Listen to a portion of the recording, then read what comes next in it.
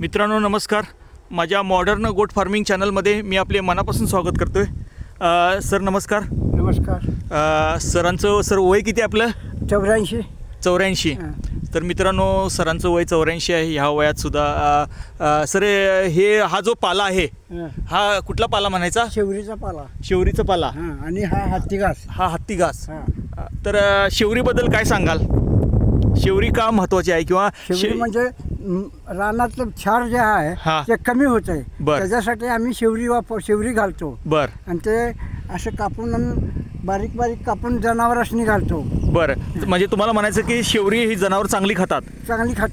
पौष्टिक आहार आहे. तर मित्रांनो बघा, वयस्कर व्यक्तीसुद्धा सांगतात की आपल्याला ही जी शेवरी आहे ही शेवरी खूप पौष्टिक असते, प्रोटीनयुक्त चारा आहे. आपल्या शेळ्यांसाठी हा अतिशय उपयुक्त चारा आहे आणि हा चारा आपण घेतलाच पाहिजे. आणि हत्तीघास आहे ना? हत्तीघास आहे. तर सर आणि शेवरीबद्दल काय सांगाल? म्हणजे प्रॅक्टिकल म्हणजे शेळी, मेंढी, गाई, म्हशी ह्यांना जे पौष्टिक आहार आहे आणि त्याच्यापासून दूध सुद्धा वाढतंय जनावरांचं. बरोबर. आणि जनावर कसं धडपुष्ट होतात. बरं, म्हणजे तुम्हाला म्हणायचं की शरीराने धष्टपुष्ट होतात, वजन वाढ चांगली होते, दूध चांगलं येतं आणि आजारी पडत नाहीत. नाही, आजारी पडत नाही. बरं, तर शेवरीची तुम्ही स्वतः तुमच्या शेतात लागवण केली? स्वतः. बरं, आता ही जी मित्रांनो ही जी शेवरी आहे तर हे सर शेवरी लावून किती महिने झाले असतील? ते 4 महिने झाले की? 4 महिने झाले असतील. 4 ते 5 महिने. 4 ते 5 महिने. तुम्ही रोज तोडून घ्याल तर रोज नेताय काय? रोज येतो. डेली नेताय? राहायला सर आपण उदगाव तालुका शिरोळ, जिल्हा कोल्हापूर हे त्यांचं ठिकाण आहे. आणि आपल्या शेतातूनच ते जनावरांसाठी शेवरी पण ऑलरेडी माझा शेवरीचा व्हिडिओ ऑलरेडी आहे, तो तुम्ही चॅनलच्या प्लेलिस्टमध्ये जाऊन पहा. तर शेवरी ही अतिशय उत्कृष्ट चारा आहे. हिरवा चारा म्हणतो आपण. आपल्या चाऱ्यामध्ये वेगवेगळे प्रकार असतात: हिरवा चारा, वाळला चारा आणि पशुखाद्य. तर हिरव्या चारामध्ये हे अतिशय प्रोटीनयुक्त सकस असा आहार आहे. आणि सर्व शेतकरी बांधवांना किंवा शेळी पालकांना माझी विनंती आहे की अशा पद्धतीनं तुम्ही शेळ्यांना चांगल्या प्रकारे पौष्टिक चारा घाला. आणि हा अवेलेबल होतो. सर तुम्ही हे लागवड कशी केली होती?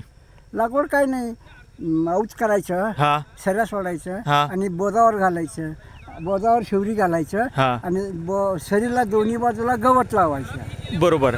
तर सर हे बी आणलं होता की? आम्ही स्वतः तयार केलं होतं. बी स्वतः तयार केलं? बरं. कांडी लागवड होते का? कांडी लागवड होत नाही, याला बी पाहिजे. कांडी लागवड फक्त गवताचं होत आहे.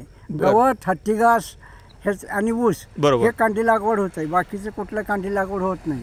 बरं, तर मित्रांनो अशा पद्धतीनं सरांनी अशा पद्धतीने लागवड केली होती. 3-4 महिन्यापूर्वी त्यांनी शेवरी लावली होती. तर ती अशा पद्धतीनं आता ती तोडण्यासाठी त्यांची वाहन आहे. त्या वाहनात त्यांनी हत्तीघास आणि शेवरी अशा पद्धतीने ते रोज घेऊन जातात जनावरांना किंवा शेळी पालकांना. आपल्या शेळ्यांना प्रोटीनयुक्त चारा घालण्यासाठी ते खूप धडपडतात. आणि त्यांचं म्हणणं आहे की सर्व शेळी पालकांनी किंवा जे जनावरं सांभाळतात त्यांनी अशा प्रकारे शेवरी आपल्या शेतामध्ये लागवड केली. सर हे बांधावर आहे की सरीवर लावले? बांधावर आहे. आणि आंतरपीक कुठलं आहे?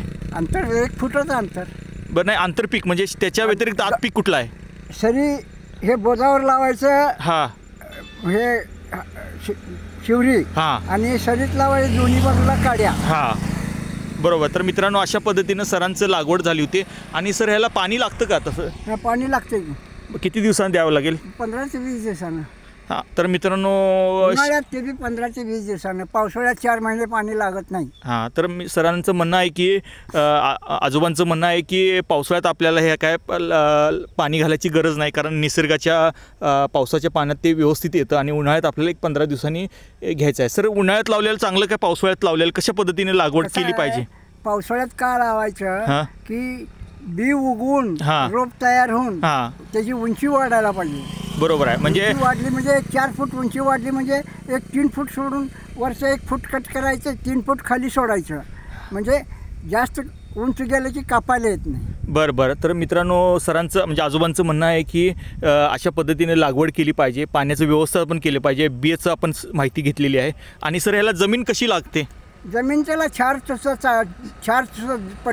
पट जमीन चालतंय, चांगली जमीन चालतंय, नदीकाठची जमीन तर एक नंबर. हा, म्हणजे तुम्हाला आजोबा म्हणायचं आहे की ह्या आपल्याला शेवरीला असे स्पेसिफिक सुपीक जमीन पाहिजे, काळी मग लाल असा काही प्रकार नाही, असं काही प्रकार नाही. कुठल्याही जमिनीलाही पीक येऊ कुठल्याही जमिनीला येते.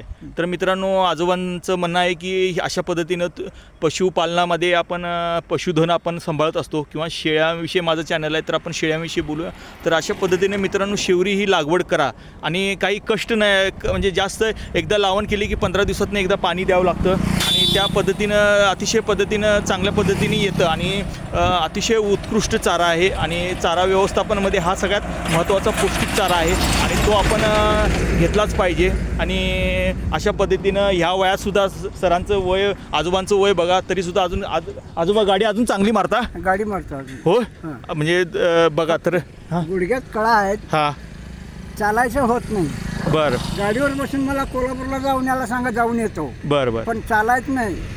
तर मित्रांनो, अशा पद्धतीनं त्यांच्या शरीराच्या वयाच्या मानानं सुद्धा सर्व या गोष्टी करतात. गाडी चालवतात, शेवरी कट करतात किंवा हत्ती गवस आणि जनावरं सांभाळतात किंवा पशुधन सांभाळतात. तर ही गोष्ट अतिशय कौतुकास्पद आहे. आजोबांना माझ्या चॅनलमार्फत आपल्याला माहिती दिल्याबद्दल त्यांचा मी ऋणी आहे आणि त्यांना दीर्घायुष्य लाभो ही माझ्यातर्फे माझी सरांना म्हणजे दीर्घायुष्य मिळो हीच ईश्वरचरणी माझी प्रार्थना आहे. मित्रांनो, व्हिडिओ आवडला असेल तर व्हिडिओला लाईक करा, शेअर करा, सबस्क्राईब करा. तुमचं प्रेम जर मला द्यायचं असेल तर मित्रांनो सबस्क्राईब करा, कारण मी इथून पुढे तुम्हाला शेळीपालनाविषयी अतिशय महत्त्वाचे व्हिडिओ घेऊन येणार आहे पुढे आणि महत्त्वाचं जे फॅक्टर्स आहेत ते सर्व मी तुम्हाला सांगणार आहे.